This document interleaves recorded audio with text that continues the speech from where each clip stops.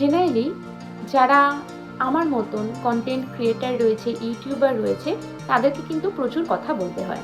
তাদের পেশাগত কারণে বা অন্যান্য কারণে প্রচুর কথা কিন্তু বলতে হয়। তো সেই অর্থে আমাকেও কিন্তু সারা দিনভর প্রচুর কথা বলতে হয়, কখনো ক্যামেরার সামনে, কখনো ক্যামেরার পিছনে। তো কথা বলা একরকম, কিন্তু চুপ করে থাকা এটাও কিন্তু একটা আর্ট। আজকে এই আর্টটাই আপনাদেরকে শেখাবো। মানে বলবো কখন আমি চুপ করে থাকি বা কখন চুপ করে থাকা উচিত। লিস্ট অনেক বড়, কিন্তু তার মধ্যে থেকে 5টা আপনাদের সাথে শেয়ার করবো আজকে। দ্য নাম্বার 1, যখন আমার সামনে বসা কোনো ব্যক্তি আমাকে তার মনের কথা খুলে বলছে, ইয়েস, সেই সময় কিন্তু আমি চুপ করে থাকি। আমি কিন্তু চুপ করে তার কথাটা শোনার বা বোঝার চেষ্টা করি। নাম্বার 2, যখন আমি এমন কোনো জায়গায় যাই যে জায়গার সৌন্দর্য আমি উপভোগ করি। সেটা হতে পারে কোনো সমুদ্রের ধার, কোনো পাহাড়, কোনো নদীর পাড়ে, অথবা কোনো মন্দিরে।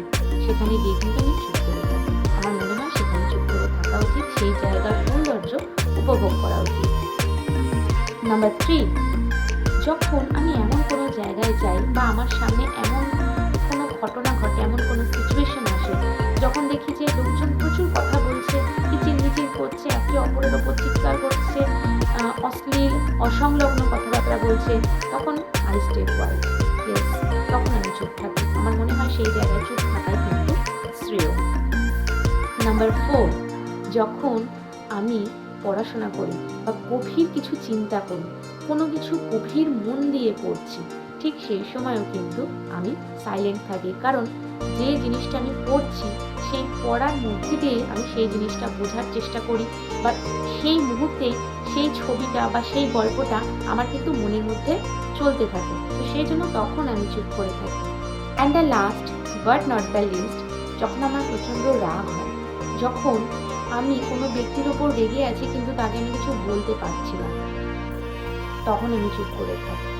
ইয়েস, সেই মুহূর্তেও কিন্তু আমি চুপ করে থাকি। কারণ আমি জানি রাগের মাথায় আমি তাকে যাই বলে থাকি না কেন, সে সেইটা শোনার মতন মেন্টাল স্টেট তার থাকে না। তো সেই জন্য আমার মনে হয় সেইখানেও চুপ করে থাকাই উচিত।